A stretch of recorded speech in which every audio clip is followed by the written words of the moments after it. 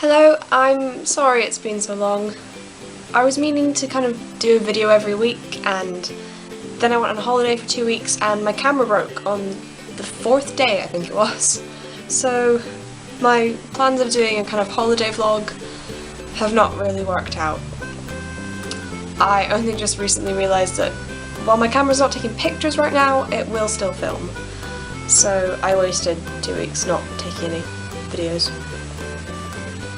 I am still planning to make a holiday vlog and tell you guys what I got up to in Tunisia, but I'm waiting for my friend to send me all of his footage, and it's taken a while, so that will happen at some point. But for now, I wanted to make you a video of some kind.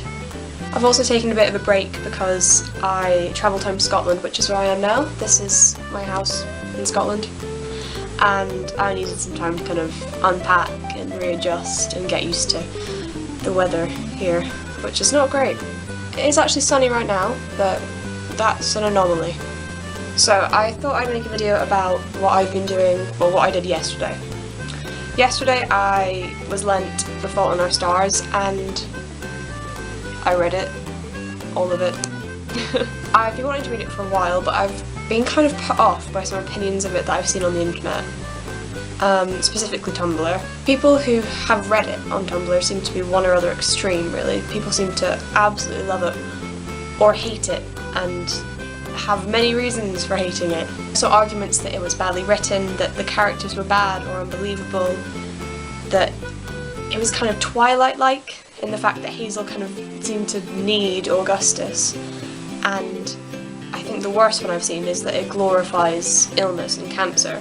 So, safe to say I was a bit dubious about reading it, but I read it in, I think it was less than 10 hours I read it, and that was me trying to stagger myself and kind of do things in between and be a productive member of society at the same time as reading. So I read it and cried a lot. Like, a lot. Not even like pretty crying, it was very much ugly crying. I'm glad no one actually saw that. I'm not gonna lie, there was one line near the start that I have a real problem with. I'll try and find it. This isn't really a spoiler, I hope, because it is right at the start. It's on page 9.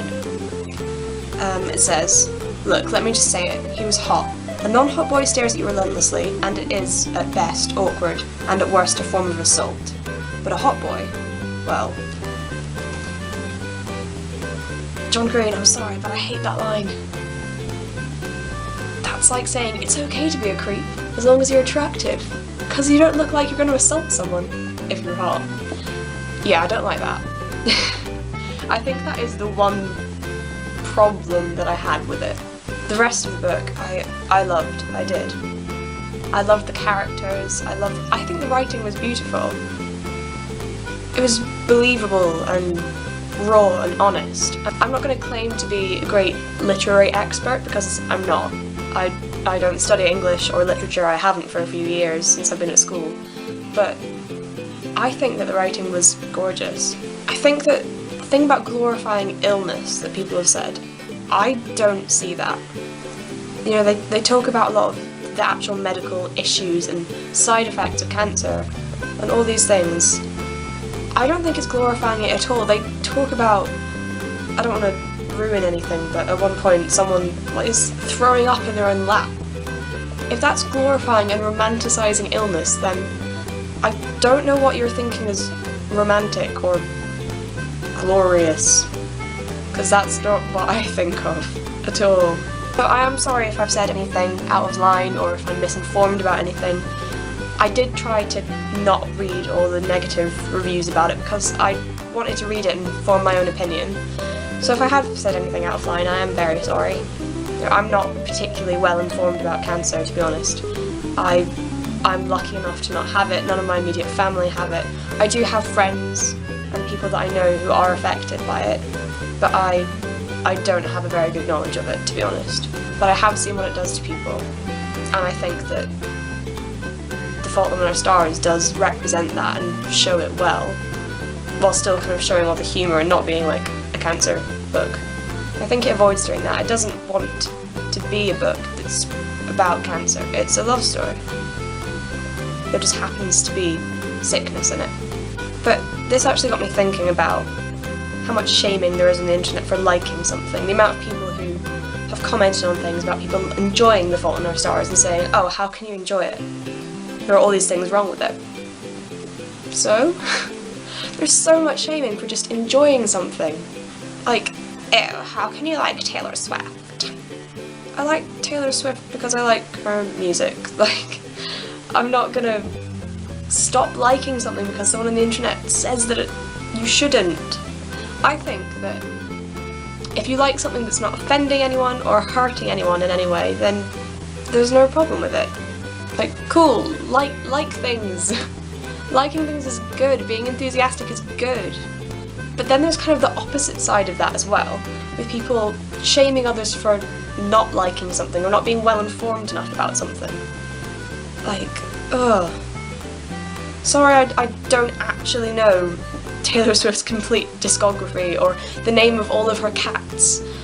I don't know the name of any of her cats. I don't know if she has more than one cat. I just don't know.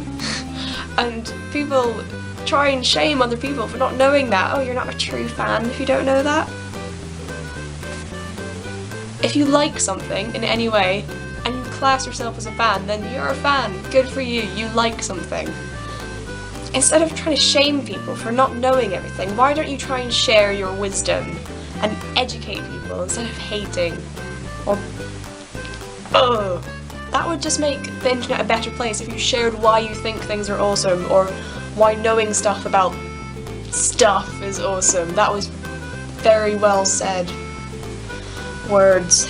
So, in conclusion, don't let people make you feel ashamed for liking something or for not liking something. So my camera decided to stop filming about 5 seconds before the end of that video, and I didn't notice until I was editing in my pajamas. Yeah. All that really cut off though was me saying bye, so see you later.